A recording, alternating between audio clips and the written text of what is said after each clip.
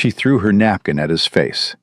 Right there, in the middle of the most expensive restaurant in the Ellington Grand, Vanessa Ellington balled up the white linen and hurled it across the table at a black man in a maintenance uniform, who'd shown up 20 minutes late with grease still under his fingernails. "I'm not doing this," she said, loud enough for every table to hear. "I don't date janitors." She walked out laughing. The whole room watched. Nobody said a word. But what she didn't know, what nobody in that restaurant knew, was that the man she just humiliated had once carried wounded soldiers through gunfire. And within 24 hours, her own father would stand before him, raise his hand to his brow, and deliver a salute that would silence every laugh in the building. By the way, where are you watching from? Drop your city in the comments. I want to see how far this story travels. And if you haven't already, subscribe and hit that bell so you never miss a story like this one. The napkin hit him just below the left eye. Marcus Cole didn't flinch. He didn't blink. He didn't reach up to touch the spot where the crumpled linen had struck his face and fallen into his lap. He just sat there, hands flat on the tablecloth, breathing the way he'd been trained to breathe when everything around him was falling apart. Slow in through the nose, slow out through the mouth, steady as a metronome. The restaurant had gone quiet. Not the comfortable quiet of candlelit conversation, but the sharp, brittle silence that follows a public act of cruelty. Forks stopped halfway to mouths. A waiter froze with a bottle of wine tilted mid-pour. Two women at the bar turned on their stools, mouths slightly open. Vanessa Ellington stood over the table, chair shoved back so hard it had bumped the couple behind her. She didn't apologize. She didn't even notice. Her eyes were locked on Marcus, with the kind of disgust usually reserved for something found on the bottom of a shoe. "You're joking, right?" she said. "Tell me somebody's joking." Marcus looked at her. "I'm sorry I was late. My shift ran over and I—" "Your shift?" she laughed. Not a real laugh. A weapon. "You came here straight from fixing a toilet, didn't you?" "I work in the building. Maintenance and—" "Oh my God!" She pressed her fingers to her temples like she was fighting a migraine. "Karen set me up with a maintenance man. A maintenance man! In a uniform!" She said the word uniform, the way someone might say cockroach. Marcus's jaw tightened. Just once. Just barely. If you weren't watching for it, you'd miss it entirely. But it was there. The single crack in the armor before the training sealed it shut again. "I clean up fine," he said quietly. "I just didn't have time to change tonight." "If you'd let me explain—" "Explain what?" Vanessa grabbed her clutch purse from the table. "There's nothing to explain. I asked Karen for someone professional, someone ambitious, someone who—" She stopped herself, but the unfinished sentence hung in the air like smoke. "Someone who looks like he belongs here." She didn't say it. She didn't need to. Marcus understood. He'd understood since the moment she first looked at him. That quick, reflexive scan from his work boots to his name patch. The way her smile collapsed like a building with its foundation kicked out. He knew exactly what she saw. A black man in a blue maintenance uniform sitting in a restaurant where the cheapest entree cost more than his daily wage. He also knew what she didn't see. But that wasn't something he advertised. "I'm sorry you're disappointed," he said evenly. "Disappointed?" She almost shrieked it. "I'm embarrassed. Do you understand that? People know me here. My father owns this building." That detail landed differently than she intended. Marcus knew the building. Every pipe, every vent, every wire behind every wall. He'd kept this place breathing for 3 years. But he didn't say that. There was no point in defending yourself to someone who'd already written the verdict. Vanessa turned to leave. Then she stopped. And this was the part that would replay in his mind later. The part that carried the real poison. She turned back to look at the other diners. She wanted witnesses. She wanted an audience for her exit. "If anyone's wondering," she announced, gesturing toward Marcus with her clutch, This is what happens when you let your friends set you up without screening first. Ladies, do your homework. Two women near the window laughed nervously. A man at the bar shook his head. The maitre d' looked at the floor. Vanessa's heels cracked against the marble as she walked out. Each step a verdict. Each echo a nail. The glass door swung shut behind her, and the restaurant slowly exhaled. But the silence didn't fill with conversation. It filled with something worse. Pity. Marcus could feel it. Every sideways glance, every whispered murmur, every pair of eyes that looked away too quickly when he turned his head. Pity was heavier than mockery. Mockery bounced off. Pity sank in. He sat alone at the table for a full 30 seconds. Not because he was frozen, not because he was broken, but because he wanted to leave this place the same way he'd entered it, with control. He would not rush. He would not hang his head. He would not give this room one more thing to whisper about. He reached into his back pocket, pulled out his wallet, and placed 2 20s on the table. Enough to cover the drinks they'd ordered before Vanessa realized what he did for a living. He folded the napkin she'd thrown at him, set it beside the cash, and stood up. His posture was straight. His face was neutral. His breathing hadn't changed once. He walked through the restaurant without hurrying, past the bar, past the host stand, past the maitre d', who opened his mouth to say something sympathetic and then thought better of it. Marcus pushed through the glass door and stepped into the cool evening air.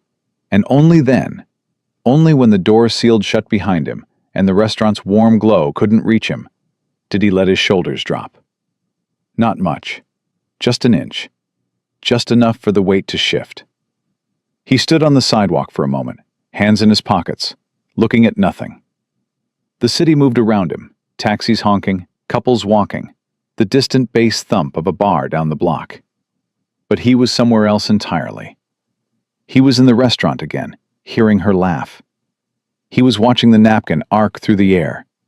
He was seeing the faces of strangers, deciding whether to feel sorry for him or pretend they hadn't seen anything. Then he thought about Amara, and the weight shifted again, this time upward, this time toward something that pulled him forward instead of pressing him down. He started walking. The apartment was 11 blocks from the Ellington Grand. He could have taken the bus, but he needed the air, needed the movement, needed the rhythm of his own footsteps to reset the frequency in his chest. The walk took him past a hardware store, a laundromat, a basketball court where 3 teenagers were playing under a single functioning floodlight. One of them waved. He waved back. Small things. Ordinary things. The architecture of a life he'd built deliberately, brick by brick, from the rubble of something most people couldn't imagine. By the time he reached the building, old brick, narrow hallways, a buzzing fluorescent light on the second-floor landing that he kept meaning to fix, the sharpest edge of the humiliation had dulled. Not disappeared, just dulled enough that he could unlock his front door without his hands shaking. The apartment smelled like crayons and soup. Drawings covered the walls, taped up with scotch tape and pushpins, layered over each other like geological strata of a 7-year-old's imagination. A pair of small sneakers sat by the door. A backpack hung from a hook shaped like a giraffe. "Dad!" Amara appeared from the hallway like a launched projectile, bare feet slapping the floor, pajamas printed with tiny rockets, hair in 2 uneven puffs because she'd tried to do it herself again. She hit him at waist level and wrapped her arms around him with the kind of force that suggested she'd been watching the clock. "You're home early," she said, pulling back to study his face. "How was it? Was she nice? Did she like you? Did you do the joke I told you?" Marcus looked down at his daughter, at her wide brown eyes and her gap-toothed smile, and the tiny smudge of tomato soup on her chin, and felt the last of the evening's poison lose its grip. "It was fine, baby girl," he said. "Just fine?" She had to leave early. Something came up. Amara's face scrunched. "That's rude." He almost laughed. "Yeah, a little bit." "Did she at least see your nice shirt? Mrs. Patterson helped me pick it out." The nice shirt. The blue button-down that was hanging in the bathroom, still wrapped in dry cleaner plastic, because his shift had run 40 minutes over, and he'd had to choose between being late or being dressed. He'd chosen late. "I didn't get to wear it," he admitted. "Dad," she said it like a disappointed CEO addressing a junior employee. "The shirt was the whole plan." "I know. I'm sorry." She sighed dramatically, then hugged him again. "It's okay. You still look handsome in your work clothes." That one hit him somewhere deep. He knelt down so they were eye level. "Hey, you know I love you, right?" "Obviously." She rolled her eyes with all the theatrical flair a 7-year-old could summon. "Did you eat? Mrs. Patterson made soup." "She said you'd probably forget to eat because you were nervous." "I didn't forget. I just wasn't hungry." "Liar."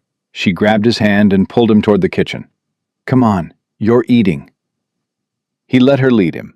He sat at the small kitchen table while she stood on her tiptoes to reach the pot on the stove, carefully ladling soup into a bowl with the concentration of a surgeon. She carried it to the table with both hands, set it down in front of him, then climbed into the opposite chair and propped her chin on her fists. "Eat," she commanded. He ate. "Dad?" "Yeah?" "The drawing I made you. Did you keep it?" He reached into his shirt pocket and pulled out a folded piece of construction paper. He opened it on the table between them. Stars, drawn in gold crayon, surrounded 3 words in wobbly letters. "Good luck, Dad." Amara beamed. "I used the good crayons, the sparkly ones." "I noticed." He traced one of the stars with his fingertip. "This got me through the day." "The whole day?" "The whole day." She nodded with satisfaction, as if this confirmed a theory she'd been developing about the power of sparkly crayons. They sat together while he finished the soup. She told him about school, about her art project, about a boy named Deshaun who could burp the alphabet, about her teacher's new haircut that looked like a mushroom. He listened to every word, asking follow-up questions, laughing at the right moments, giving her his full attention because that was the one thing he could always afford to give. After dinner, he carried her to bed. She insisted on being tucked in a specific way. Blanket up to the chin, stuffed elephant on the left, nightlight aimed at the ceiling so it made a moon shape. He followed the protocol exactly. He always did. "Dad?" she said, as he reached the doorway. "Yeah, baby girl?" "Next time wear the shirt. And do the joke." "Which joke?" "The one about the penguin." "That joke isn't funny." "It's hilarious," Mrs. Patterson laughed. "Mrs. Patterson laughs at everything. Because she's nice. Your date should have been nice like Mrs. Patterson." Marcus leaned against the doorframe and looked at his daughter. This small, fierce, impossibly wise person who had somehow decided that he was worth believing in, despite every piece of evidence the world kept piling up against him. "You're right," he said. "She should have been." "Next time," Amara said firmly, and closed her eyes. He waited until her breathing slowed, then pulled the door halfway shut and walked back to the kitchen. He stood at the counter, both hands braced against the edge, and let the mask fall. The soup sat heavy in his stomach. The apartment was quiet. The fluorescent light above the sink buzzed with the same frequency as the ones in the Ellington Grand service corridors. The sound of his other life, the one that started at 6 every morning and ended whenever the building decided to let him go. She threw a napkin at his face. He hadn't processed that yet. Not really. He'd filed it away behind the training, behind the breathing techniques, behind the wall he'd built between the world's cruelty and his daughter's innocence. But now, alone in the kitchen with the faucet dripping and the clock ticking past 10, he let it surface. She threw a napkin at his face because he was wearing a work uniform, because he was a maintenance man, because he was a black man in a maintenance uniform sitting in a restaurant where she decided he didn't belong. His hands tightened on the counter edge. He thought about the things he could have said, the things that lived behind the uniform and the work boots and the grease under his fingernails. The things that would have made Vanessa Ellington swallow every syllable of her laughter. But those things weren't for people like her. Those things belonged to a different world. A world of dust and distance and decisions made in seconds that determined whether people lived or died. A world he'd left behind so he could be home every night for bath time, every morning for breakfast, every afternoon at the school gate with his hand outstretched, and his daughter's name the first word on his lips. He'd traded everything for this. The career, the rank, the respect of men who understood what it cost. He traded it all for a 2-bedroom apartment with crayon drawings on the walls, and a 7-year-old who thought the penguin joke was hilarious. And he'd make that trade again tomorrow, without hesitating. He pushed off the counter, turned off the kitchen light, and walked to the couch. He sat down on the edge, elbows on his knees, and ran both hands over his face. Tomorrow, he'd go back to the Ellington Grand. He'd clip his tools to his belt, check the sensors, unclog the vents, and walk through the same corridors where nobody looked twice at the man in the blue uniform. He'd be invisible again. And that was fine. Invisible was safe. Invisible meant nobody asked questions. Invisible meant nobody found out who he used to be. But tomorrow would also place him back in the same building where the humiliation happened. In the same restaurant, in front of the same woman. And tomorrow, a crisis would erupt that no executive, no manager, no wealthy patron could solve. He didn't know that yet. He didn't know that the faulty sensor he'd been monitoring would trigger a chain reaction. He didn't know that smoke would fill the dining room, that shutters would jam, that people would scream and freeze and look for someone, anyone, to tell them what to do. He didn't know that he would be the only person in the building, trained enough, calm enough, experienced enough to walk into the smoke and bring everyone out alive.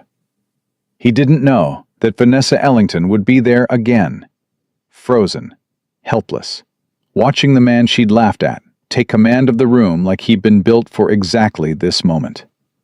And he absolutely didn't know that her father, Charles Ellington, Federal Security Advisor, decorated strategist, a man who recognized soldiers the way jewelers recognize diamonds, would study him with dawning recognition, step forward in front of 100 witnesses, and raise his hand in a salute that would silence every laugh, erase every judgment, and rewrite every assumption the room had ever made about the man in the maintenance uniform. Marcus Cole sat alone on his couch in a quiet apartment, unaware of all of it. All he knew was that his daughter believed in him, and tonight, bruised but unbroken, that was enough to keep him breathing. The alarm went off at 4:53, 7 minutes before it was supposed to. Marcus reached over and killed it without opening his eyes. His body didn't need the sound. It hadn't needed an alarm in years, not since the days when waking up late meant something far worse than missing a bus. He lay still for a moment, staring at the ceiling. The apartment was dark except for the thin line of streetlight pushing through the gap in the curtains. From Amara's room, he could hear the soft, steady rhythm of her breathing, the only sound in the world that could slow his heartbeat. Last night came back in flashes. The napkin, the laughter, the marble floor echoing under her heels, the pity in strangers' eyes. He closed his eyes, let the images cycle through, then opened them again and swung his legs off the couch. He hadn't made it to his bed. He'd fallen asleep sitting up, still in his work pants, the construction paper drawing folded on the cushion beside him. He picked it up. "Good luck, Dad." Gold stars, sparkly crayons. He folded it carefully and slid it back into his shirt pocket. The morning routine moved like clockwork. Shower, 4 minutes. Shave, 2. Uniform on, boots laced, tool belt checked. He moved through the apartment quietly, the way he used to move through places where noise could get you killed. Old habits. They didn't die. They just found new reasons to exist. In the kitchen, he opened the fridge and started building Amara's lunch. Turkey sandwich, apple slices, a juice box, and 2 cookies wrapped in a paper towel, because she'd told him once that unwrapping cookies at lunch made her feel like she was opening a present. Such a small thing. He never forgot it. He set the lunchbox by her backpack, then stood at the counter drinking coffee, watching the clock. 6:15. He'd wake her at 6:30. 15 minutes of silence. 15 minutes to be nobody's father, nobody's employee, nobody's disappointment. Just a man standing in a kitchen, breathing. But even in silence, the thoughts came. She threw a napkin at his face. He set the coffee down harder than he meant to. The ceramic thudded against the counter. He caught his breath, steadied his grip, and loosened his jaw. Control. Always control. At 6:30, he pushed open Amara's door. She was already half awake, one arm dangling off the bed, her stuffed elephant wedged under her chin. "Rise and shine, baby girl." She groaned. 5 more minutes. "You said that yesterday, and we were late." "We were on time." "We were running." She opened one eye. "Running is exercise. Mrs. Patterson says exercise is good for you." He leaned against the doorframe. "Mrs. Patterson didn't have to carry your backpack while running." Amara grinned and rolled out of bed with the graceless energy of a child who hadn't yet learned that mornings were supposed to be hard. She padded to the bathroom, and he heard the water running, the electric toothbrush buzzing, the sound of her humming a song she'd learned at school. He set out her clothes, jeans, a purple shirt with a sequined star on the front, her favorite sneakers.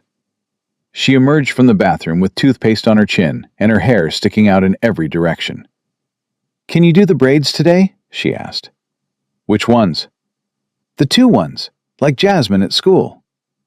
He sat her down on the kitchen chair, pulled up a YouTube tutorial on his phone, the same one he'd watched 30 times, and went to work. His hands were large, calloused, built for tools and heavier things, but he'd learned to section hair and loop elastics with the same precision he'd once used to field strip a rifle. "Ow," she said. "Sorry."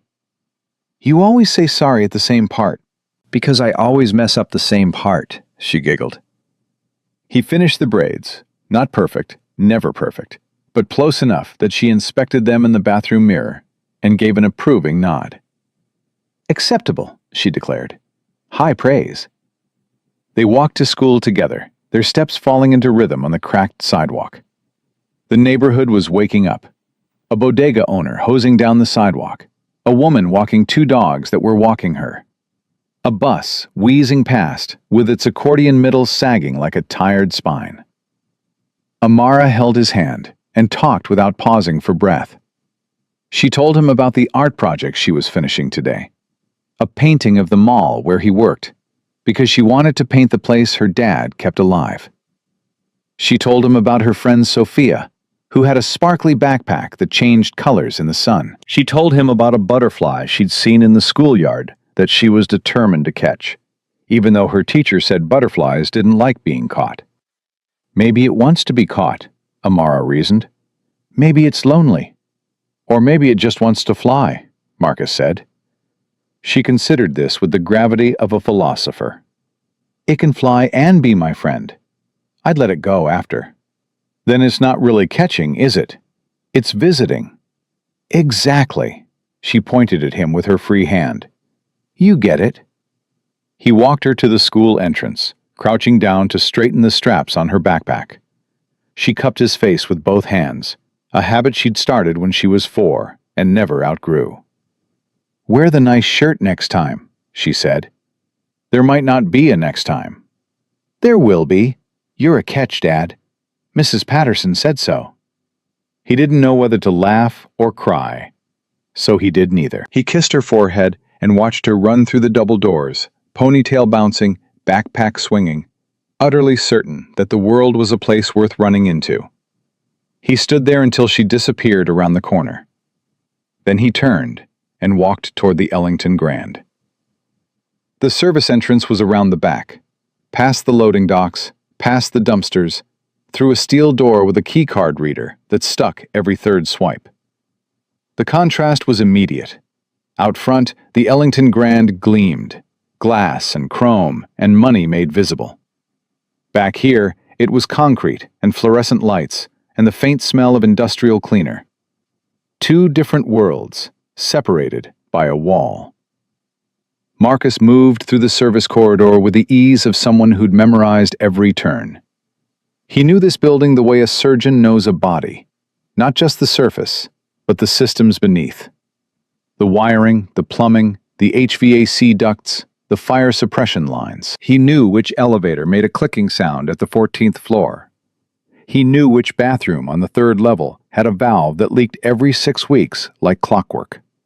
He knew the hot water pressure dropped by 12% every Tuesday morning when the restaurant above ran its dishwashers at full capacity.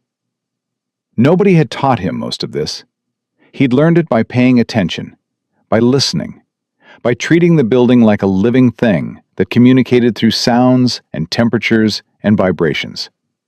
The same way he'd once learned to read terrain. The maintenance office was a windowless room with metal shelving, a desk buried under work orders, and a coffee maker that produced something closer to motor oil than coffee. Brewster was already there, hunched over a clipboard, reading glasses perched on the end of his nose. "Morning, Ward," Brewster said without looking up. He called everyone by their last name. Marcus had stopped correcting him 2 years ago. "Morning." "Big day. Kids' art event in the atrium. Expect chaos. Also, we've got that sensor issue on the upper level near the restaurant. Management flagged it this morning." Marcus poured himself a cup of the motor oil coffee. "I noticed it yesterday. Irregular tone. Could be a wiring issue." Brewster looked up. "You noticed it yesterday and didn't report it?" "I made a mental note. Was going to check it after my shift, but—" He stopped. "But you had that date." Brewster said it without malice, but the word landed anyway. "How'd that go, by the way? You clean up nice when you want to." It went. Brewster studied him for a moment, the way old mechanics study engines, looking for the knock, the hesitation, the thing that wasn't running right. Then he nodded. "All right, sensor first, then the atrium vents. Kids are supposed to be painting, so make sure the airflow doesn't blow their artwork off the tables." "Got it." Marcus clipped his tools to his belt, grabbed his radio, and headed into the corridor. The building's morning sounds surrounded him. The distant hum of the HVAC, the rattle of a service elevator, the muffled murmur of the mall opening its doors to the first wave of shoppers. He moved through it all like a ghost. That was the job. Be everywhere. Be seen by no one. Fix things before anyone noticed they were broken. Keep the building breathing, so the people inside could forget that breathing required effort. He took the service stairs to the upper level, boots quiet on the metal treads. As he climbed, the sounds changed. The mechanical hum gave way to voices, to music piped through ceiling speakers, to the clink of glasses being set on tables. The restaurant was preparing for lunch service. He could hear the kitchen staff calling orders, the clatter of pans, the sharp bark of the head chef correcting someone's technique. He reached the landing and paused. Voices drifted from a partially open door, an office or break room somewhere behind the restaurant's prep area. He recognized the rhythm before he recognized the words. Office gossip. The cadence of people entertaining themselves at someone else's expense. Then he heard Vanessa's voice, and his feet stopped moving. "I'm telling you, it was the worst setup of my life." She was laughing. That same laugh. "He showed up in a maintenance uniform, like an actual blue uniform with his name stitched on it. I thought it was a prank." Someone else laughed, a man's voice. "No way. Karen did that to you?" Karen swore he was a really good guy. She said he was solid, whatever that means. Solid like concrete, maybe. About as exciting, too. More laughter. A woman's voice this time. "Did you at least eat first?" "Are you kidding? I took one look and I was out.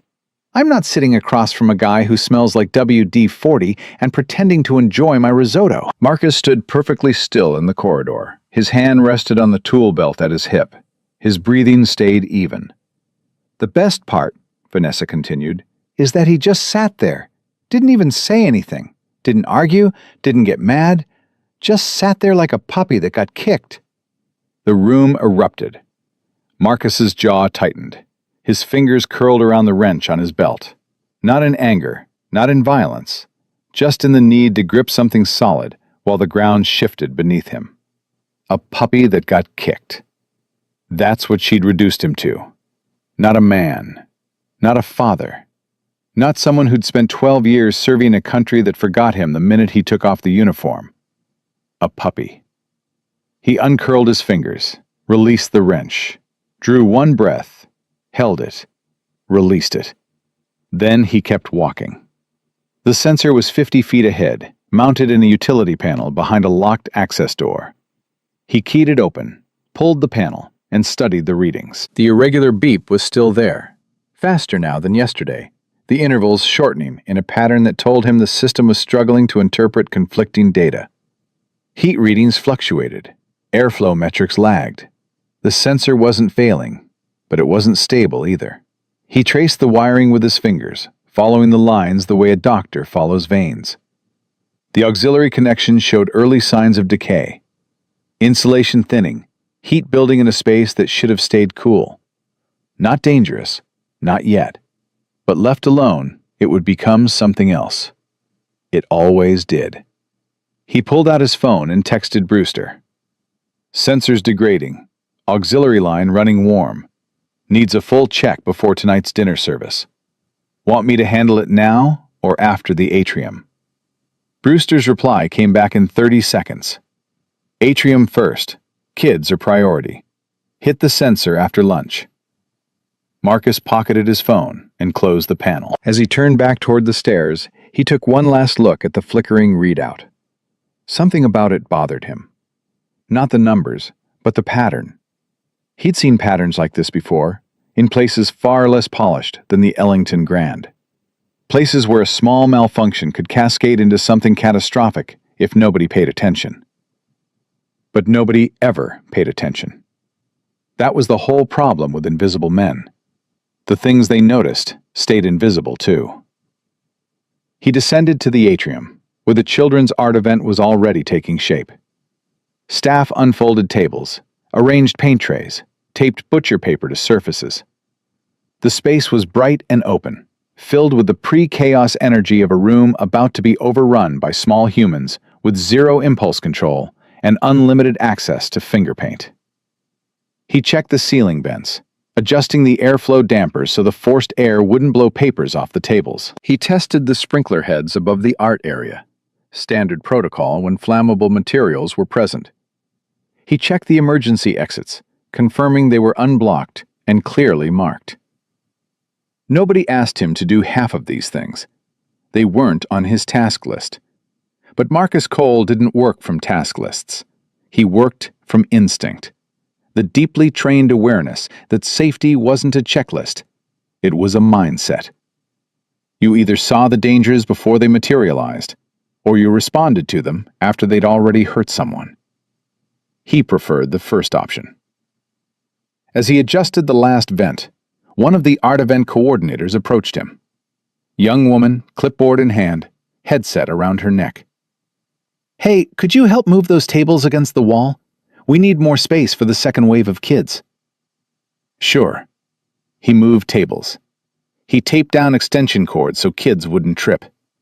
He repositioned a trash can that was blocking a walkway. Small, quiet, invisible work. The kind that kept the world turning, but never made anyone's highlight reel. "Thanks," the coordinator said when he finished. Sorry, what's your name?" "Marcus." "Thanks, Marcus. You're a lifesaver." She didn't know how literally she'd meant that. Neither did he. Not yet.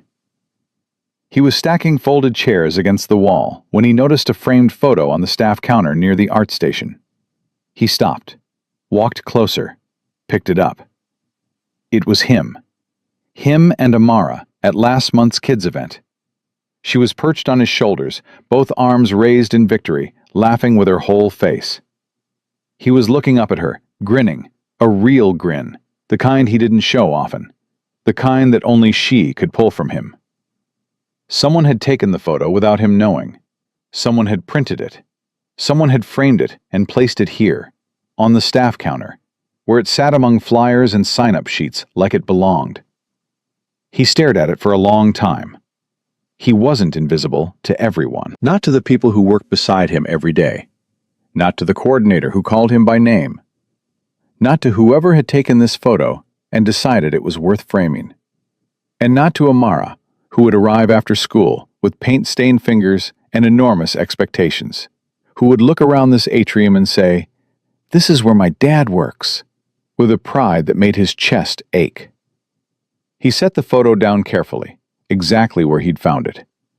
Then his radio crackled. "Ward, you copy?" "Go ahead." "Management's asking about that sensor again. They want clearance before the dinner rush. Any update?" He looked toward the stairwell that led up to the restaurant level. Up there, behind the polished walls and the expensive wine lists and the tables where women threw napkins at men who didn't meet their standards, a sensor was giving readings that didn't add up. A heat pocket was growing behind an insulated panel. A system was struggling to decide whether something was wrong or whether it should keep pretending everything was fine. "I'll handle it after the kids' event," he said. "Tell management it's on my radar." "Copy that." He clipped the radio back to his belt and checked the time. Amara would be here in 2 hours. He wanted the atrium perfect for her. He wanted the vents steady, the exits clear, the tables arranged so she'd have the best spot. He wanted to give her one perfect afternoon in the building, where her dad was invisible to everyone except her. Upstairs, in the restaurant he didn't know about yet, Vanessa Ellington sat in a window booth, checking her phone, waiting for her father. Her laughter from the break room had faded, but something else had settled in its place. A discomfort she couldn't name, sitting in her chest like a stone she'd swallowed without noticing. She told herself it was about the date, about being embarrassed, about Karen's terrible judgment. But the discomfort didn't feel like embarrassment. It felt heavier. It felt like the kind of thing that shows up when you've done something you can't undo, and some small, honest part of you knows it. She pushed it down and ordered a sparkling water. Charles Ellington arrived at 12:45. He walked in the way he always walked in, shoulders back, eyes scanning, presence filling the room before his body did. The restaurant manager greeted him at the entrance. Staff straightened their posture. A busboy nearly dropped a water pitcher. Charles moved through the space like a man who evaluated environments the way most people evaluated weather. Constantly, unconsciously, out of a habit formed in rooms where the stakes were much higher than lunch reservations. He reached the booth and sat down across from his daughter. "You look tired," he said. "Thanks, Dad. Great opener." "I don't do openers. What's wrong?" "Nothing's wrong. I just had a rough night." Charles studied her face, the way he studied everything, with a patience that felt less like kindness and more like surveillance. He didn't push. He didn't need to. He simply waited, and Vanessa felt the silence press against her, like a hand on her chest. "It was a bad date," she said finally. "That's all." "The one Karen arranged?" "You knew about that?" "Karen mentioned it when she called about the Whitfield contract. She said she'd found someone for you. A good man," she said. Vanessa's jaw tightened. "He was a maintenance worker, Dad. He showed up in his uniform." Charles was quiet for a moment. "And?" "And that's it. That's enough." "Enough for what?" "Enough to know it wasn't going to work." Charles picked up the menu, scanned it without reading it, set it down. "Your mother was a waitress when I met her." "That's different." "How?" Vanessa opened her mouth, then closed it. The discomfort in her chest pressed harder. "Can we talk about the contract?" Charles let the subject drop, but he didn't let go of whatever he'd seen in her face. The flicker of something she wasn't saying. The edge of a story she was editing in real time. Below them, 2 floors down, Marcus Cole adjusted the last vent in the atrium and checked the time. 1 hour until Amara arrived. 1 hour until the building's surface world and its hidden world would collide in a way that nobody, not Marcus, not Vanessa, not Charles Ellington himself, could have predicted. The sensor upstairs beeped again. Faster now. The intervals were shortening. The heat pocket behind the wall was growing, slowly, invisibly, the way all dangerous things grow when nobody's paying attention. And the only man in the building who'd noticed was downstairs, arranging chairs for a children's art show, wearing the same uniform that had made a woman laugh and throw a napkin at his face. Amara arrived at 3:15, exactly when she said she would. Marcus heard her before he saw her. The slap of sneakers on tile, the high-pitched "Dad!" that cut through the atrium noise like a bell. He turned from the vent he was checking, and there she was, running full speed through the crowd, backpack bouncing, braids flying, face split wide with a kind of joy that made every hard thing in his life feel worth it. She hit him at full velocity, arms around his waist, face pressed into his uniform. "I'm here," she announced, as if there were any doubt. "I can see that." He steadied her, one hand on her backpack strap. "How was school?" "Amazing! I finished my painting, and Mrs. Rodriguez said it was the best one, and Sophia was jealous, but I told her she could paint with me here, and she said she couldn't come because her mom had a dentist appointment, which is honestly tragic, Dad." All of this came out in a single breath. "Tragic," he agreed. She pulled back and looked up at him, scanning his face with that careful attention she always gave him, like she was checking for damage. "Are you okay?" "I'm great. Why?" "You look tired." "You sound like your grandfather." "I don't have a grandfather." The words hit him sideways, the way kid truths always did. Simple, factual, carrying a weight the child didn't fully understand. He let it pass without flinching. "Come on," he said. "Let me show you the art tables." He walked her through the atrium, pointing out the stations he'd helped set up. The painting tables, the glitter area, the corner with clay and pipe cleaners. Her eyes grew wider at each one, cataloging possibilities with the strategic intensity of a general surveying a battlefield.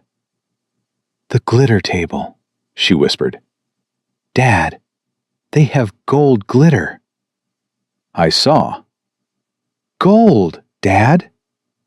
"I know." She grabbed his hand and pulled him toward it. He went, letting her set the pace, letting her excitement override the low hum of unease that had been building in his chest all afternoon. The sensor, the readings, the heat pocket. He'd told Brewster he'd handle it after the kids' event, but the pattern kept nagging at him. That slow, irregular beep echoing in the back of his mind like a clock counting down to something he couldn't see yet. Amara released him and dove into the glitter station, immediately striking up a conversation with a girl who had paint in her hair and a missing front tooth. Within 30 seconds, they were best friends. Within 60, they were collaborating on what Amara described as a universe painting for the whole world. Marcus watched from a few feet back, arms crossed, allowing himself one of those rare smiles that Amara pulled out of him like a magician pulling scabs from a hat. She was safe. She was happy. She was covered in glitter. Everything was fine. His radio crackled. "Ward, you copy?" He stepped back from the table and pressed the talk button. "Go ahead, Brewster. Management's breathing down my neck about that sensor. Dinner service starts at 5:30. They want it cleared before then. Where are we?" Marcus checked his watch. 3:45. He had time, but not much. "I'm heading up now." "Copy. Let me know what you find." He clipped the radio back and crouched down next to Amara. "Hey, baby girl. I need to go check something upstairs. You stay with your instructor, okay? Don't leave this area."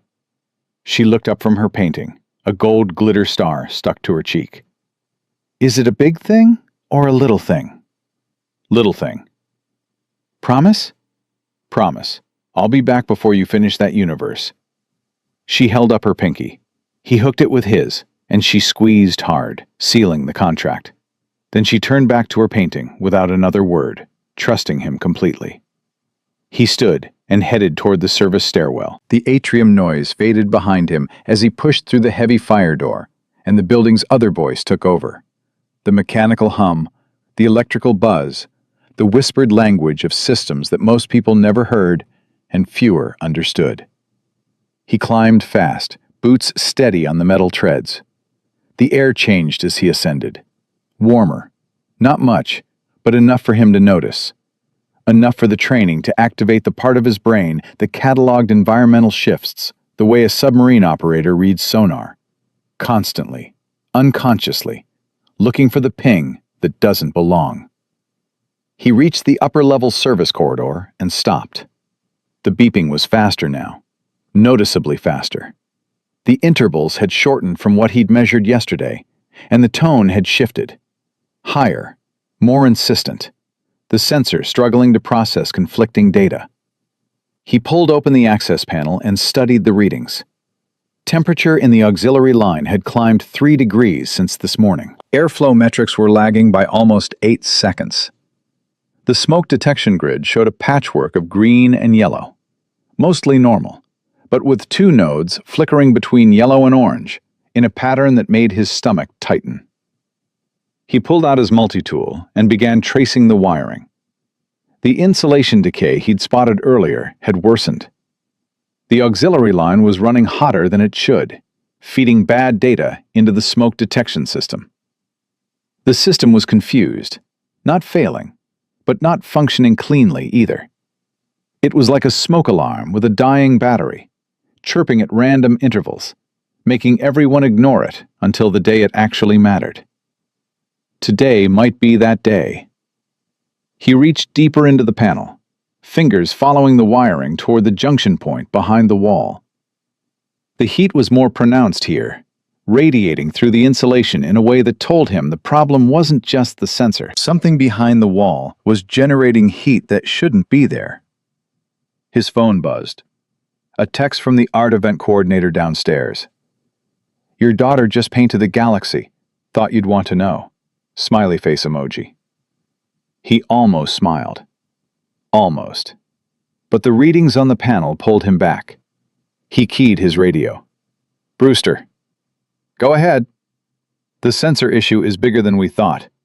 I've got a heat buildup behind the wall panel near the restaurant's prep area. Auxiliary line is degrading. The smoke detection grid is showing intermittent yellows." Silence for 2 seconds. Then, "How bad?" "Not critical yet. But if the kitchen runs heavy during dinner service and this heat pocket expands, the system might misread the spike. Could trigger the emergency shutters."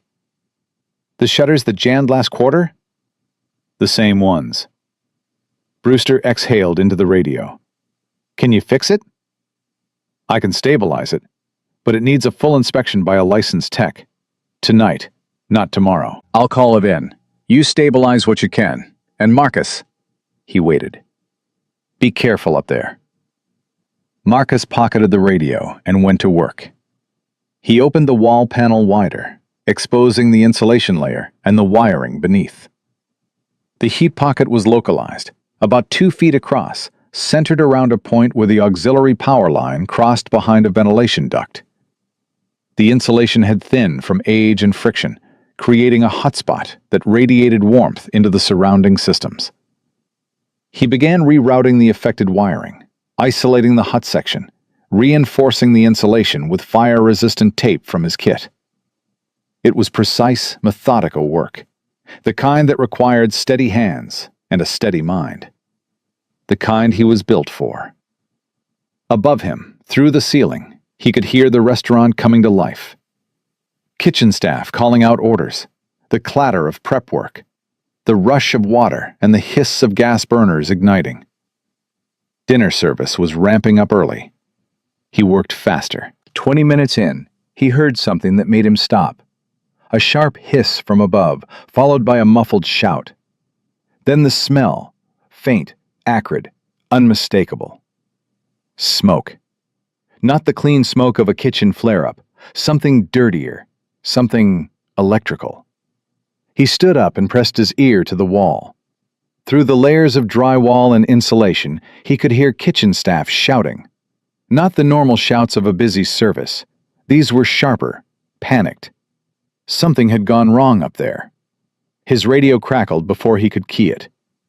"Ward, you still up there?" Brewster's voice was tight. "I'm here. I smell smoke." "The restaurant just called down. Kitchen flare-up. They say it's contained, but the alarm panel isn't responding." Marcus's blood went cold. The alarm panel isn't responding because the sensor grid is compromised. If they've got a heat source up there and the system can't read it properly... I know, Brewster's voice cracked. "What do we do?" "Get security to start clearing the atrium. Move the kids out first." "Do it now, Brewster. Don't wait." "Marcus, are you sure? If it's just a kitchen flare..." "The shutters," Marcus said, and the word landed like a hammer. "If the system misreads the heat spike, it'll trigger the emergency shutters. And we both know those shutters don't slide. They drop." 3 seconds of silence. "I'm calling security now," Brewster said. "Where are you going?" Marcus was already moving toward the stairwell.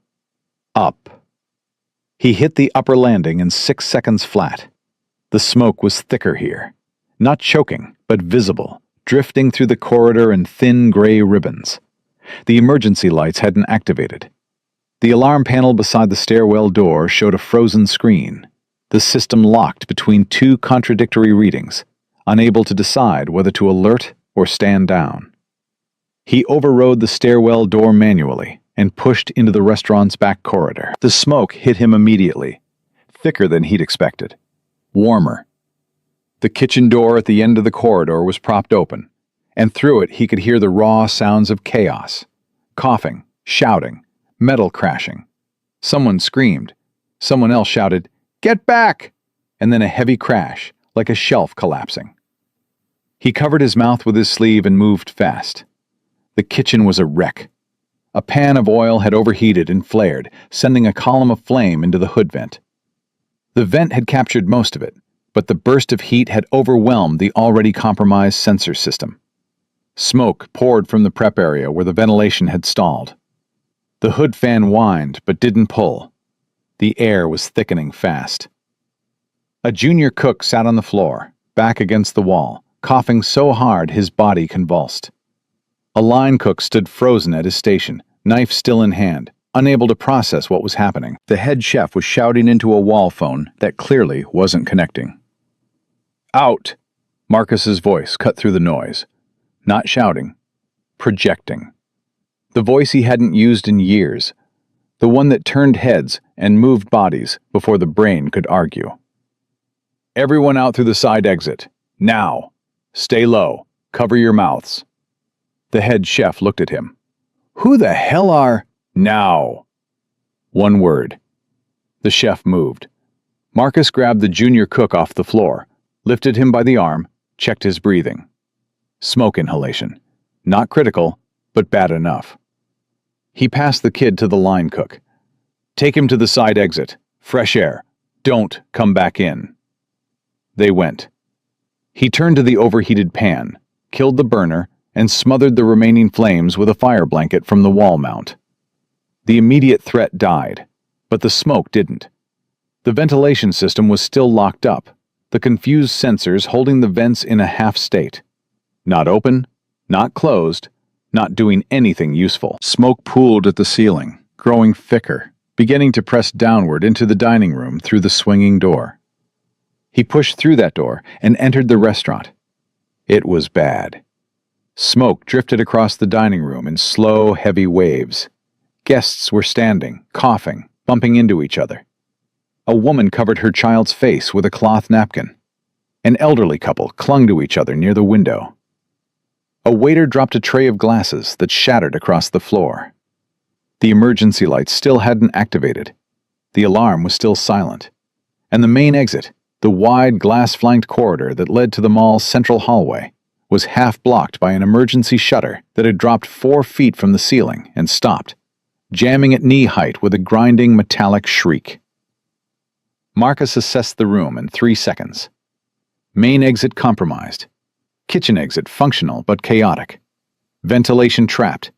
Suppression system offline. 60 to 70 people, panicking, half of them moving toward a shutter that could drop and kill anyone caught underneath it. He moved to the emergency panel beside the shutter. The controls were manual. A backup system designed for exactly this scenario, but one that required knowledge most maintenance workers never acquired. Marcus had acquired it 3 months into the job, on his own time, because he'd looked at those shutters and thought, those will kill someone someday. His fingers found the override sequence.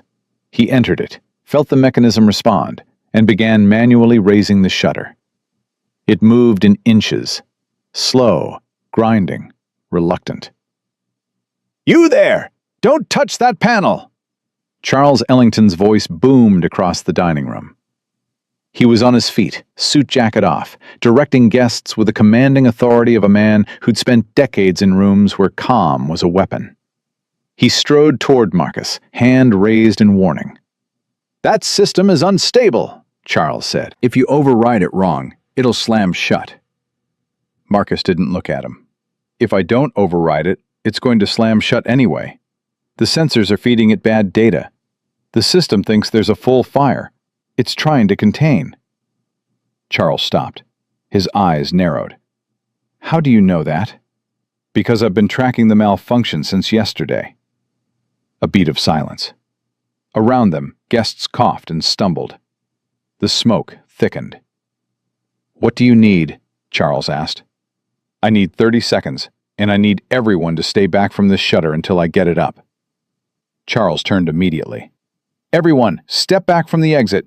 Move to the center of the room. Stay low."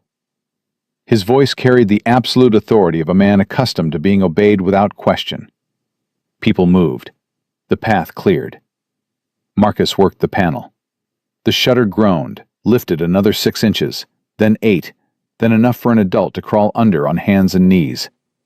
Not ideal, but enough. "Start moving people through," Marcus said. "Hands and knees, one at a time. Don't rush. If this thing drops, I need time to catch it." Charles knelt first, guiding an elderly woman underneath. Then her husband. Then a family with 2 small children, the father passing them one by one to Charles on the other side. Marcus held the panel steady, his arms bearing the tension of the mechanism, his breathing controlled. Every person who passed through the gap was another life between him and the worst-case scenario. He counted. 8, 12, 15, 20. Then he saw her. Vanessa stood 15 feet away, frozen. Her face was white. Her breathing was ragged. Her eyes darted between the smoke and the shutter and the man she'd thrown a napkin at less than 24 hours ago, who was now the only thing standing between 60 people and a steel door that could crush them. Their eyes met. For 1 second, the restaurant, the smoke, the shutter, the panic, all of it disappeared. And in that second, Marcus saw something in Vanessa's face that he hadn't seen last night. Fear. Real fear. The kind that strips away every layer of pretense and leaves nothing but the raw human need to survive. He didn't feel satisfaction. He didn't feel vindication. He felt nothing except the immediate, trained imperative to get her out alive. "Move," he said. "Stay low. Go, now." She didn't move. "Vanessa." He used her name deliberately. It cut through her paralysis like a blade. "Go, now." She dropped to her knees and crawled. Charles caught her on the other side, pulling her clear. She collapsed against the hallway wall, gasping. Marcus checked the room. The smoke was thinning slightly. The auxiliary duct he'd been working on earlier must have partially engaged, pulling some of the smoke upward. But the main ventilation was still locked. He needed to fix that, or the smoke would keep pooling. He spotted a wall register near the kitchen corridor. He crossed the room in 5 strides, pried it open with his flathead, and reached inside. His fingers found the damper control for the auxiliary duct. He forced it open manually, rerouting airflow through the secondary system. The vents coughed, sputtered, then engaged with a low, rattling groan, that sounded like the building itself was exhaling. The smoke began to lift. Slowly, grudgingly, but visibly. The ceiling cleared first, then the upper walls, then the space above the tables. People breathed easier. The coughing subsided. But Marcus wasn't done. He headed back toward the kitchen, because the real source, the heat pocket, the degraded insulation, the wiring that had started this whole chain reaction, was still active behind that wall panel. If it spiked again, everything he'd just done would be undone. He pushed through the swinging door. The kitchen was empty now, the staff evacuated, the burners off. Smoke still lingered near the ceiling, but it was manageable. He went straight to the wall panel he'd been working on earlier and pulled it open. The heat pocket had expanded. The wiring was hotter. The insulation had degraded further, and a small section of exposed wire was glowing faintly.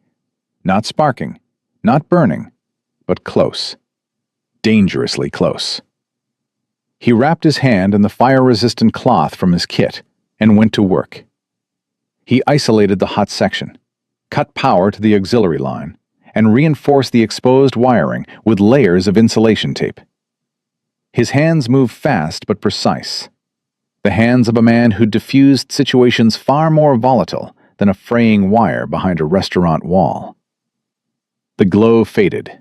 The temperature dropped. The sensor panel beside him beeped 3 times. Short, sharp, decisive. And then went quiet. The system stabilized. Marcus stood up, sweat running down his temples, hands black with soot, and breathed. 1 breath. 2. 3. The kind of breathing that came after the danger passed, when the body finally admitted it had been afraid all along, even while the mind refused to acknowledge it. He walked back through the kitchen, through the swinging door, into the dining room. The smoke had cleared enough that he could see the entire space. Tables knocked sideways, glasses shattered on the floor, napkins scattered, chairs overturned. The emergency shutter still hung at knee height, held in place by the manual override he'd set. But the people were gone. All of them. Every last guest, every server, every staff member, out. Safe. Breathing clean air on the other side of that shutter. He'd done it. He walked to the shutter, checked the panel one final time, and secured the override so it would hold until the fire department could reset the system properly. Then he turned toward the stairwell. Amara was downstairs. She was waiting for him. She was probably scared. He moved fast, descending the stairs 2 at a time, his body shifting out of crisis mode and into the only mode that mattered more. Father mode. He pushed through the fire door and stepped into the atrium. The contrast was staggering. Down here, the lights were bright. Parents huddled with children. Staff whispered in clusters. Security guards spoke into radios. The art tables were abandoned, paint trays still wet, drawings left mid-stroke. And there, standing beside the glitter table with gold dust on her fingers and fear in her eyes, was Amara. She saw him. Her face crumpled. She ran. He dropped to his knees and caught her, pulling her into his chest with both arms. She buried her face in his neck and held on with a grip that said she'd been counting every second since he left. "Dad." Her voice was muffled, shaking. "Everyone was scared. The teacher said we had to stay. I wanted to come find you." "I know, baby girl, I know. Are you hurt?"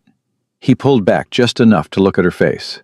Gold glitter on her cheeks, tear tracks cutting through it, eyes searching him for wounds, for damage, for any sign that the world had tried to take him from her. "I'm not hurt," he said. "I'm right here. I'm not going anywhere." She pressed her forehead against his chest and breathed. He held her, one hand on the back of her head, the other wrapped around her small shoulders, and let the rest of the world wait. The security guards could wait. The fire department could wait. The questions and the reports and the explanations could all wait. This couldn't wait. This was the only thing that had ever mattered. He held his daughter in the middle of a bright atrium, covered in soot and sweat, wearing the same uniform that had made a woman laugh, and he felt something settle inside him that had been unsettled for a very long time. Not pride, not vindication, something quieter, something that felt like the ground finally holding steady beneath his feet. Amara pulled back and looked at him with those enormous brown eyes. "Dad," she said softly, "you smell like smoke." He almost laughed. "Yeah, I probably do." She wiped her nose with the back of her hand.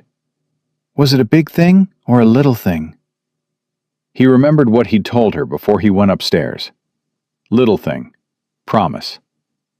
He looked at his daughter, at her gold glitter cheeks and her crooked braids and her fierce, trusting eyes, and he told her the truth. "It was a big thing," he said, "but it's over now." She nodded slowly, processing this with the seriousness of someone who understood that her father did not lie to her, even when lying would have been easier. "Did you fix it?" she asked. He pulled her close again. "Yeah, baby girl. I fixed it."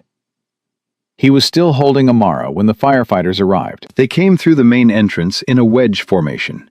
4 of them, gear on, helmets under their arms, moving with the controlled urgency of people trained to walk into burning buildings. The lead firefighter was a woman, tall, broad-shouldered, with close-cropped hair and a face that looked like it had never wasted time on small talk. She scanned the atrium, clocked the security guards, clocked the clusters of shaken parents, clocked the stairwell door still propped open with smoke residue ghosting from the gap. Then her eyes landed on Marcus. He was kneeling on the floor with his daughter in his arms, soot on his face, sweat darkening his collar, tool belt still clipped to his waist. He looked exactly like what he was, a man who'd just walked through something dangerous and come out the other side with steady hands. The firefighter approached. "You the one who was upstairs?" Marcus stood, keeping Amara close. "Yes, ma'am. We're doing a sweep of the kitchen and dining level. Fire's out?" Fire was a pan flare-up. The real issue was the ventilation system locking up from a sensor malfunction. I stabilized the wiring and manually rerouted airflow through the auxiliary duct. The shutters are on manual override. They'll hold, but you'll want to reset the whole system before anyone powers it back to automatic. The firefighter stared at him for a beat. The kind of beat that said she was recalibrating her assumptions in real time. "You did all that?" she asked. "Yes, ma'am." "And the guests?" "All clear. Last count was around 65 people evacuated through the main exit under the shutter. Kitchen staff went out through the side. I pulled one chef off the floor. Smoke inhalation, minor. He'll need medical." She looked at his uniform. Maintenance. She looked at his hands. Soot and grease. She looked at his eyes. Calm. "What's your name?" she asked. "Marcus Cole." "Marcus, you just did my job before I got here." She said it without resentment. If anything, there was respect in it. "I'll need a statement from you before we clear the scene." "I'll be here." She nodded and led her team toward the stairwell. Marcus watched them go, then looked down at Amara. "Who is that?" she asked. "Firefighter." "She looked tough." "She is tough." "Tougher than you?" "Different kind of tough." Amara considered this, then reached up and wiped a streak of soot from his cheek with her thumb. "You need a bath, Dad." "I know." "A long one." "I know." She took his hand and led him toward a bench near the art tables. He let her guide him, the same way he'd let her guide him to the glitter table an hour ago, surrendering control to the one person who never asked him to be anything other than her father. They sat together. He leaned forward, elbows on his knees, and let the post-adrenaline tremor roll through his body in one long, invisible wave. His hands didn't shake, his breathing didn't change. But inside, the machinery was slowing down, the gears disengaging, the battle-ready alertness fading back into the quieter awareness of a man sitting on a bench next to his daughter. Around them, the atrium was reorganizing itself. Parents collected children. Staff swept up abandoned paint trays. Security radioed updates. The ordinary rhythm of the building began reasserting itself, the way a river reforms after a stone is thrown into it. Ripples spreading, then fading, then stillness.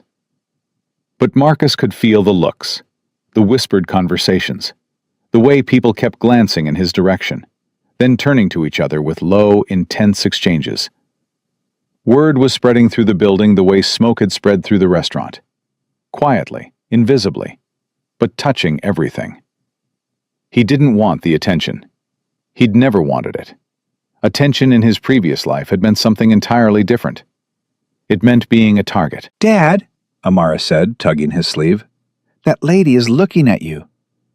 He followed her gaze. Vanessa stood near the stairwell railing, arms crossed over her chest, her blazer wrinkled and streaked with soot. Her hair, which had been perfect at the restaurant, hung loose around her face. She looked like a woman who'd been through something she wasn't prepared for and was only now beginning to understand what had happened. She was watching him. Not the way she'd watched him last night, with contempt, with dismissal, with the casual cruelty of someone who decided his worth in 3 seconds. This was different. This was the look of someone standing on the wrong side of a realization and trying to figure out how to cross over. Marcus looked away. "Do you know her?" Amara asked. Not really. "She seems sad." Maybe she is. "You should go talk to her." No. "Why not?" Because I don't need to. Amara studied his face with that unsettling perceptiveness she'd inherited from God knows where. "Did she do something mean to you?" Marcus looked at his daughter. 7 years old, gold glitter on her cheeks, a universe painting drying on a table behind her. She deserved the truth, but she also deserved protection from it. She made a mistake, he said carefully. "People make mistakes." "Did she say sorry?" Not yet. "She should." Maybe she will. Amara nodded firmly, satisfied with this assessment, and turned back to examine the remains of her art project. Marcus exhaled slowly and leaned back against the bench. That's when Charles Ellington appeared at the bottom of the stairwell. He came down the stairs the way he'd come into the restaurant earlier, with a gravity that bent the room around him. His suit was disheveled, his sleeves rolled up, soot marking the white fabric in dark fingerprints. But his posture was military straight, his jaw set, his eyes sweeping the atrium with the focused attention of a man who missed nothing and forgot less. He spotted Marcus immediately. Their eyes locked across 30 feet of polished tile. Charles didn't hesitate. He walked directly toward him, his stride purposeful, his expression unreadable. People moved out of his way without being asked. Security guards stepped aside. A maintenance worker pushing a cart physically reversed direction to clear his path. Marcus stood, not because he felt he needed to, but because something in him responded to the way Charles moved, the posture, the bearing, the controlled energy of a man whose authority wasn't borrowed from a title, but earned through years of operating in rooms where weakness was fatal. He recognized it because he'd lived in the same rooms. Charles stopped 3 feet in front of him. For a moment, neither man spoke. The atrium noise dimmed, as if the building itself had lowered its voice to listen. "I owe you a conversation," Charles said. "You don't owe me anything." "I disagree." Charles glanced down at Amara, who was watching this exchange with open curiosity. He softened, just slightly. "Is this your daughter?" "This is Amara." Charles crouched down to her level, something Marcus hadn't expected. For a man who radiated authority like heat, the gesture was surprisingly gentle. "Amara," Charles said, "your father did something very brave today." She nodded. "I know. He always does." Something flickered across Charles's face. Surprise, maybe, or recognition that this child's certainty about her father wasn't childish naivete, but something deeper. Something observed and tested and proven across 7 years of being raised by a man who showed up every single day. Charles stood and turned back to Marcus. His voice dropped lower, meant for him alone. "The staff told me what you did. All of it. The shutter, the ventilation, the kitchen, the chef on the floor, the wiring behind the wall. You didn't just respond to an emergency. You anticipated it. You saw it coming before any alarm did. Marcus said nothing. I was in that room, Charles continued. I've been in a lot of rooms during crises. I've seen trained security teams panic. I've seen federal agents freeze. You didn't panic. You didn't freeze. You moved through that smoke like it was terrain you'd been trained on. It's just a building, Marcus said. I know the building. No, Charles shook his head slowly. You know more than this building. The way you handled that crowd, the voice you used, the commands, the sequencing. That's not maintenance training. That's not HVAC certification. That's something else. Marcus's jaw tightened, not in anger, in the particular tension of a man who'd spent years building a wall between who he was and who he used to be, and could feel someone methodically removing the bricks. What unit were you with? Charles asked. The question landed like a round. Marcus held the silence for 3 full seconds, not avoiding the question, measuring it, deciding how much of himself he was willing to expose in a public atrium, surrounded by strangers who'd spent the last hour watching him like he was a spectacle. That part of my life is over, he said. Charles studied him. Not the way a boss studies an employee or a wealthy man studies someone beneath him. The way one soldier studies another. The way you look at someone and know, without them saying a word, exactly what they've carried and exactly what it cost. I was federal service, Charles said. 31 years. Started in military intelligence. Ended in crisis assessment. I've spent my career evaluating men in high-pressure environments. I've been wrong about a lot of things in my life, but I've never been wrong about this. He paused. You're not just former military. You led men. You led them into the worst of it, and you brought them back.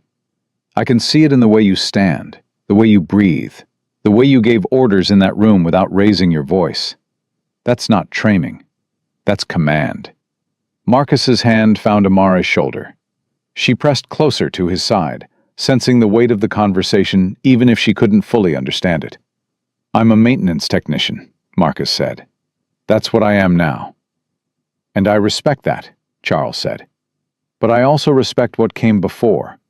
Because what came before is the reason 65 people are standing in this atrium instead of lying in a hospital.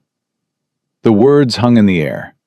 Marcus felt them settle against his chest, pressing into the space where the humiliation from last night still lived, not replacing it, existing alongside it. 2 truths occupying the same body. Charles's eyes dropped to Marcus's left arm. The uniform sleeve had ridden up during the crisis, pushed back by sweat and exertion, and a section of the tattoo on his inner forearm was visible. Not much, maybe 2 inches of ink, but enough. Charles went still. Marcus saw the recognition move through him like a current. First the eyes narrowed, then the jaw set. Then something deep behind the expression shifted from suspicion to certainty. That insignia, Charles said quietly. That's real? Marcus didn't answer. He didn't hide the tattoo either. Charles stared at the ink for a long moment. When he looked up, his eyes were different. The professional assessment was gone. What replaced it was something older, something that lived in the part of a man that recognized sacrifice because he'd made his own. My God, Charles whispered. He said it like a prayer, not dramatic, not performative, just a man confronting a truth he hadn't expected to find in a building he owned, on the arm of a man his daughter had thrown a napkin at. Vanessa had moved closer. She stood 10 feet behind her father, close enough to hear, close enough to see the transformation happening on his face. Her hands were clasped so tightly, her knuckles had gone white. "Dad," she said. "What is it?" Charles didn't answer her. He was still looking at Marcus, and the expression on his face had crossed from recognition into something that Marcus recognized too. The look that comes just before a man makes a decision he knows he can't take back. Charles took one step backward. Then he straightened. His shoulders squared, his chin lifted. His feet came together with a precision that had nothing to do with habit and everything to do with ceremony. The atrium went quiet. Not the gradual quiet of conversations fading, the sudden, absolute quiet of 50 people sensing that something was about to happen that they'd remember for the rest of their lives. Parents stopped whispering. Staff froze mid-step. Security guards turned. Even the children at the art tables went still, their small hands hovering over paint trays, as if the air itself had thickened. Amara looked up at her father, then at Charles, then back at her father. Her hand tightened around Marcus's fingers. And Charles Ellington, federal security advisor, decorated intelligence officer, a man who had spent 31 years serving his country in rooms most Americans didn't know existed, raised his right hand to his brow in a crisp, precise, unmistakably formal, military salute. The sound that left the room was not a gasp. It was something deeper, a collective exhale, as if every person in that atrium had been holding their breath without knowing it, and only now understood why. Marcus didn't move. He stood with his daughter's hand in his, soot on his face, grease under his fingernails, wearing the same blue maintenance uniform that had made a woman laugh and throw a napkin, and announced to a dining room full of strangers that she didn't date janitors. He stood in that uniform, and a man who understood exactly what it meant to serve held a salute that said more than any words in any language ever could. The silence lasted 4 seconds. It felt like 40. Then Charles lowered his hand, slowly, deliberately, as if the gesture deserved the same respect coming down as it had going up. "This man," Charles said, his voice carrying across the atrium with the steady power of a man who'd spent his life being heard, "prevented a tragedy today. He cleared a restaurant full of smoke. He manually overrode a shutter system that would have trapped or killed the people inside. He stabilized a ventilation failure that the building's own systems couldn't handle. He pulled an injured man off the floor and directed the evacuation of 65 civilians." He paused. Let the words land. He did this not as a first responder, not as a trained firefighter, not as someone paid to walk into danger. He did it as a maintenance worker who heard something wrong in a sensor, who felt something wrong in the air, and who ran toward the danger instead of away from it. Charles turned to look directly at Vanessa. She flinched. Not physically. She was too composed for that. But something behind her eyes collapsed inward, a structure she'd built from assumptions and arrogance crumbling in real time. "What you saw upstairs," Charles said to the room, but really to his daughter, "was not luck. It was not instinct. It was mastery. It was service. The kind that doesn't stop when the uniform changes." Vanessa's eyes filled. She blinked hard, jaw trembling, but she didn't look away from her father. She took it. All of it. A server from the restaurant, the young woman Marcus had pulled from the smoke, stepped forward from the edge of the crowd. Her voice shook. "He told me to stay low. He told me to keep breathing. I couldn't see. I couldn't think. He got me out." Another voice, an older man, the one Marcus had carried over his shoulder. "I collapsed. I couldn't stand. He lifted me like I weighed nothing and talked me through it the whole way to the door." Then another, a father holding a toddler.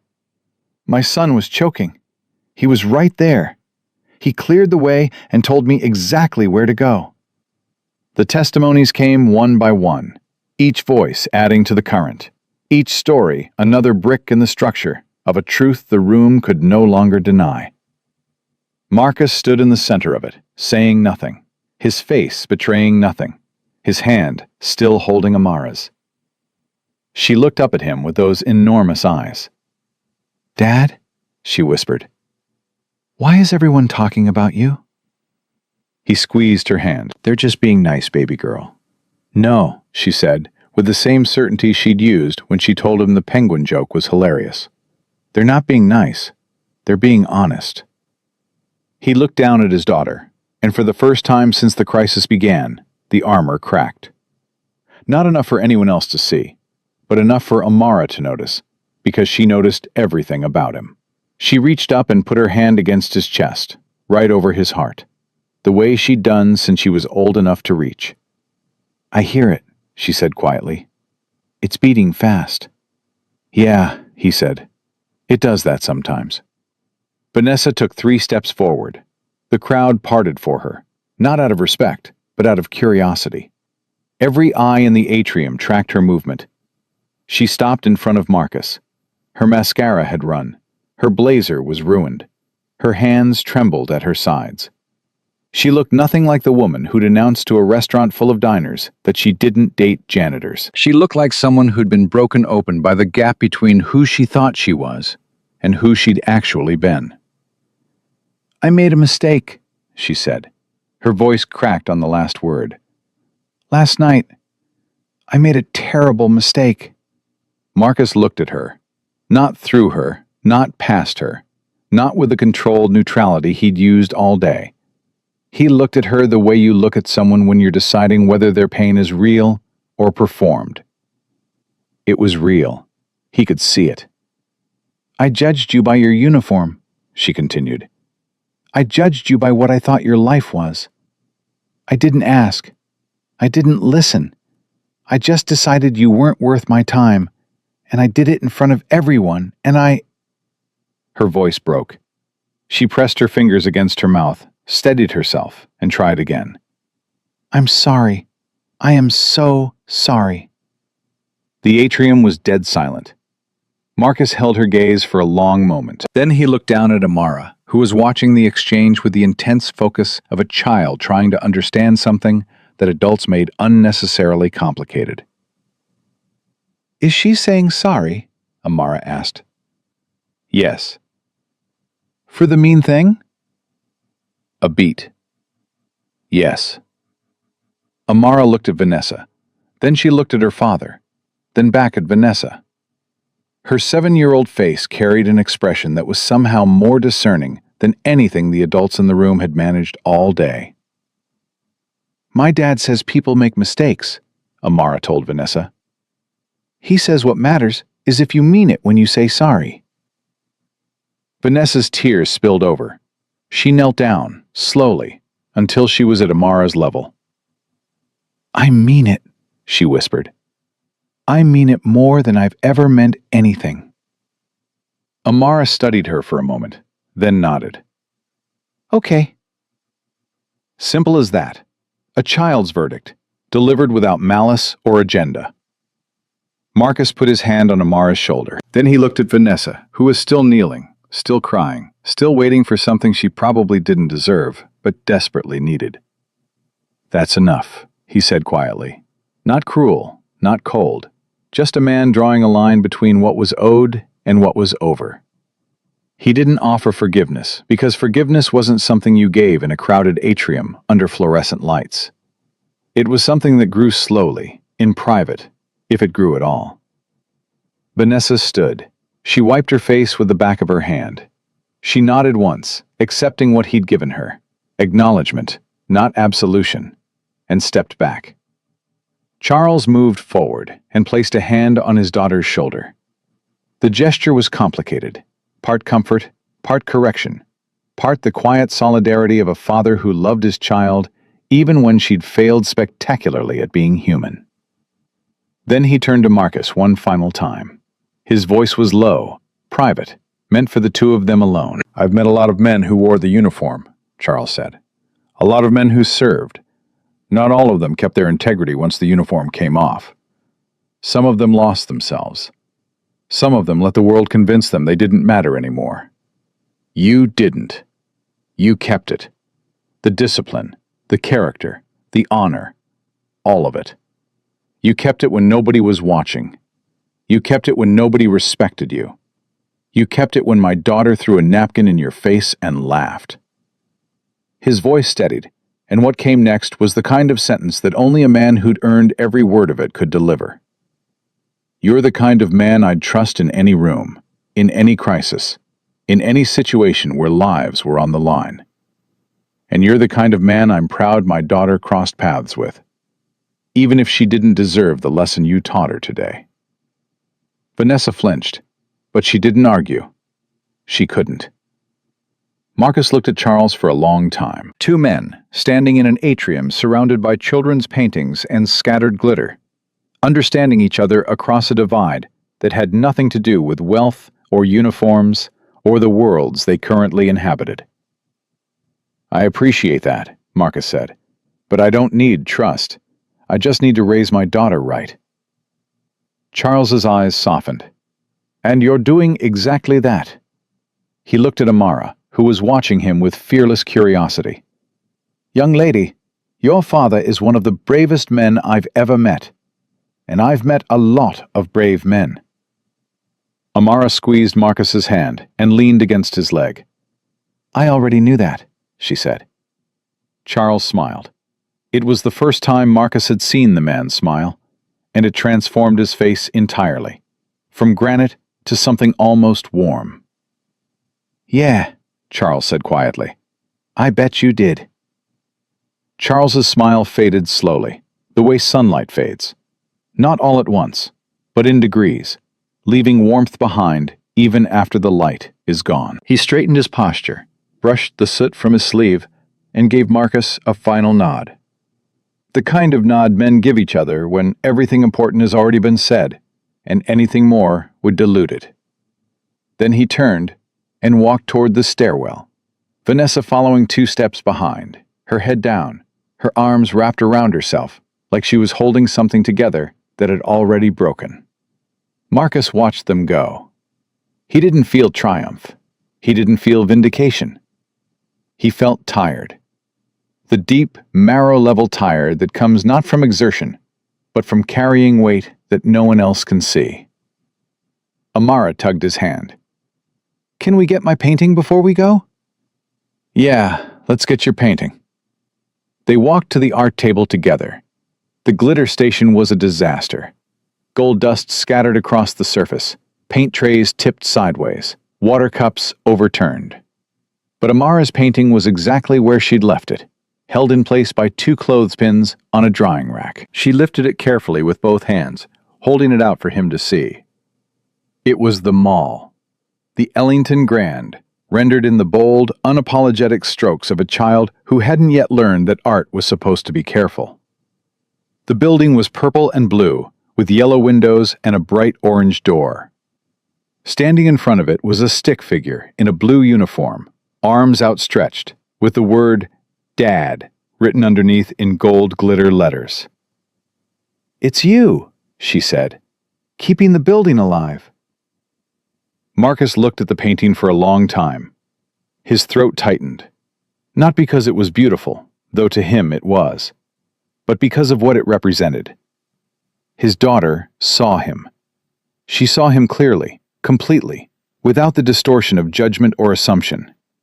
She saw the man in the blue uniform and painted him as the center of a building, the thing that held everything together. No one else in the world saw him that way, but she did. And she always had. "It's perfect," he said. "Let's take it home." He helped her slide the painting into a plastic bag from the supply table, careful not to smudge the glitter. Then he lifted her onto his hip. She was getting too big for this, her legs dangling past his knees. But he wasn't ready to stop carrying her, and she wasn't ready to stop being carried. They walked toward the exit. The atrium had mostly cleared. A few staff members lingered, sweeping floors and righting overturned furniture. The security team had posted someone at the stairwell door, and the distant sound of the fire crew's radio chatter echoed from the upper level. The building was stitching itself back together. As they reached the glass doors, a voice called out from behind them. "Mr. Cole?" Marcus turned.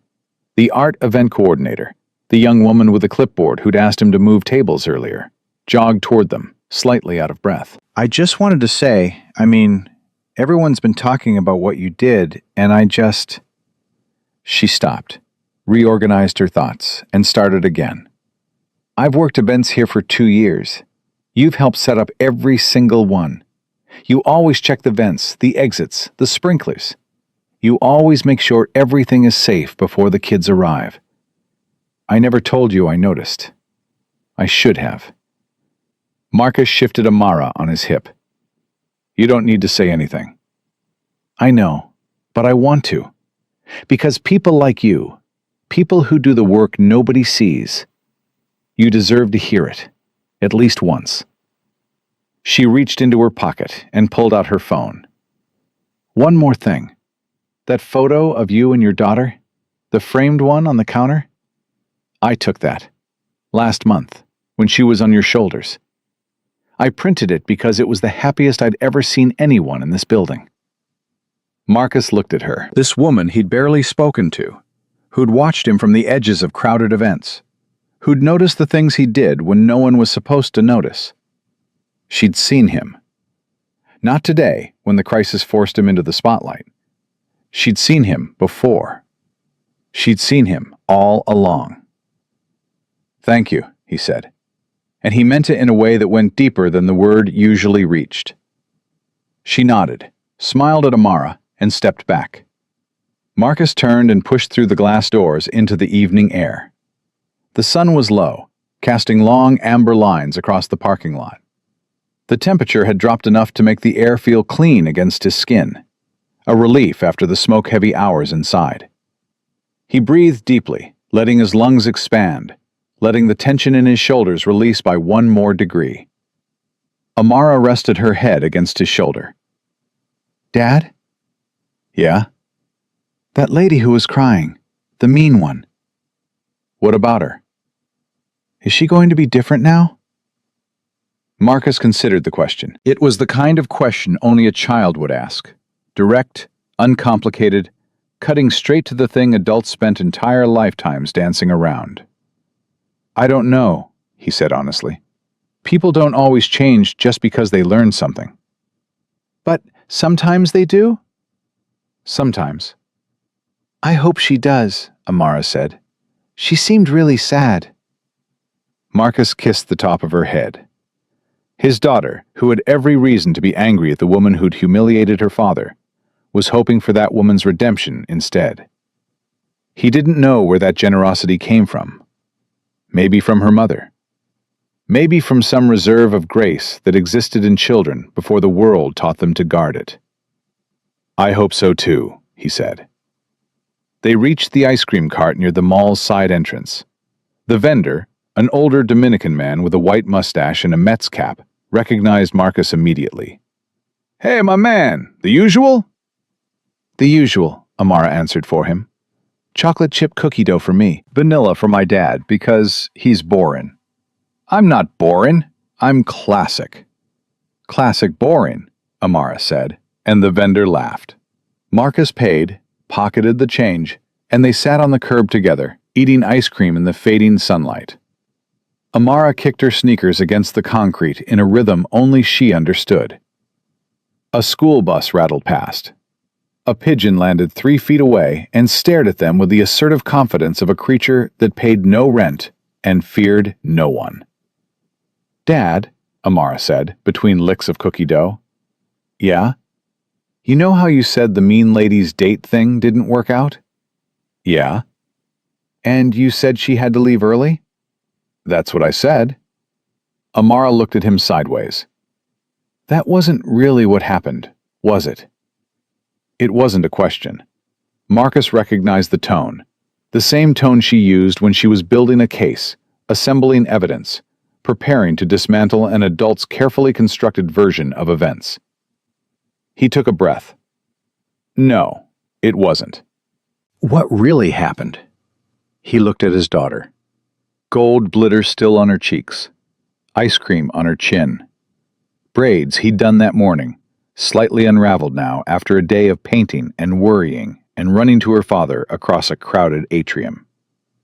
She was 7 years old, and she was asking him for the truth. He owed her that. He'd always owe her that. She didn't like my uniform, he said.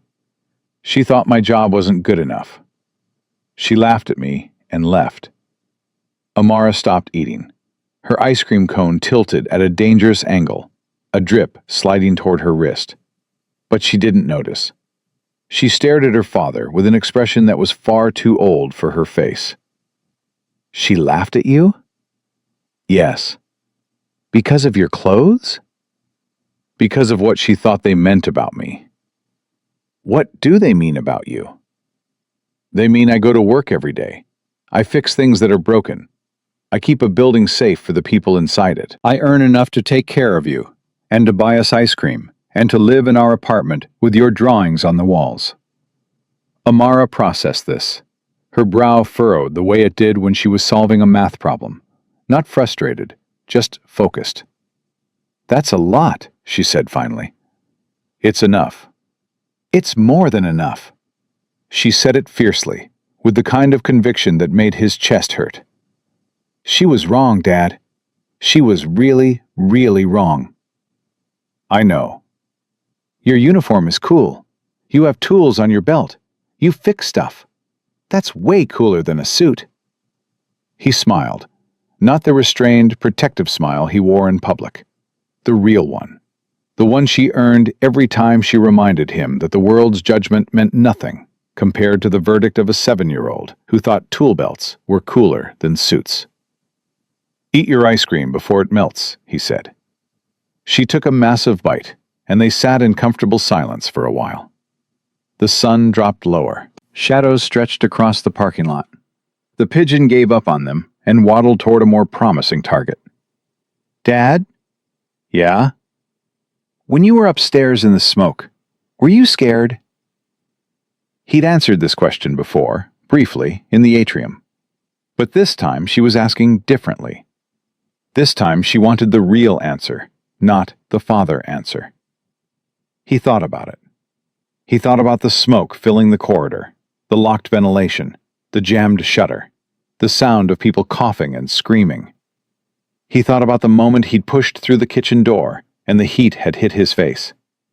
He thought about the wiring behind the wall panel, glowing faintly, a breath away from sparking. I wasn't scared of the fire, he said. I wasn't scared of the smoke. I've been in worse. Then what were you scared of? Not getting back to you? Amara set her ice cream cone down on the curb, a sacrifice of enormous proportions, and climbed into his lap. She wrapped her arms around his neck and pressed her face against his chest, right over his heart, the way she'd done since she was small enough to fit in the crook of one arm. You always come back, she said. Always. Promise? Promise. She held on for a long time. He let her. The parking lot emptied around them. The ice cream cart vendor began closing up his window. A maintenance worker, one of Marcus's colleagues, walked past on his way to a late shift, saw them sitting on the curb, and gave a quiet nod. Marcus nodded back. No words needed. Eventually, Amara pulled back. Her eyes were dry.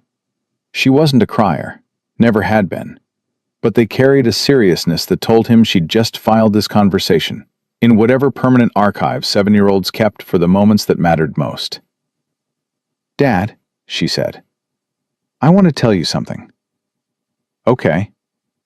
You know how at school, Mrs. Rodriguez asks us who our hero is? Yeah. And last time I said it was the lady who discovered the dinosaur bones. Mary Anning. Yeah, her. She was cool. She was very cool. Amara took his face in both hands, small palms, sticky with ice cream, still dusted with glitter, and looked at him with an intensity that no 7-year-old should have been capable of. Next time she asks, Amara said, I'm saying you. Marcus's breath caught. It was the smallest thing. A child's declaration, made on a curb outside a mall. Sticky hands and glitter and a melting ice cream cone abandoned beside them. It wasn't a medal. It wasn't a commendation. It wasn't a salute from a federal advisor in front of 100 witnesses. It was bigger than all of those things. "You don't have to do that," he said, his voice rougher than he intended. "I know, but I want to. Because you are. You're my hero, Dad. Not because of today, because of every day." He pulled her close. He didn't trust himself to speak. He held her against his chest and breathed. Slow in through the nose, slow out through the mouth. The same breathing that had carried him through combat, through loss, through the loneliest years of his life, through a woman throwing a napkin at his face, through smoke and steel and a building that tried to kill the people inside it. But this time the breathing wasn't about control. It was about gratitude. The kind that sits so deep in your chest it feels indistinguishable from pain. They stayed like that until the sun touched the rooftops and the air turned cool enough to make Amara shiver. Then Marcus stood, lifted her one more time, because tomorrow she'd be too big, and next year she'd be too old, and someday she'd be too far away, and carried her to the car. He buckled her in. She settled against the seat, her universe painting in her lap, her eyes already heavy. Dad? "Yeah, baby girl. Can we listen to the Penguin song on the way home?" "There's no Penguin song." There should be. Someone should write one. "Maybe you should write one." Maybe I will. It'll be a hit. "I don't doubt it." He closed her door, walked around to the driver's side, and paused with his hand on the handle. He looked back at the Ellington Grand. The building rose against the darkening sky, its glass walls reflecting the last of the day's light.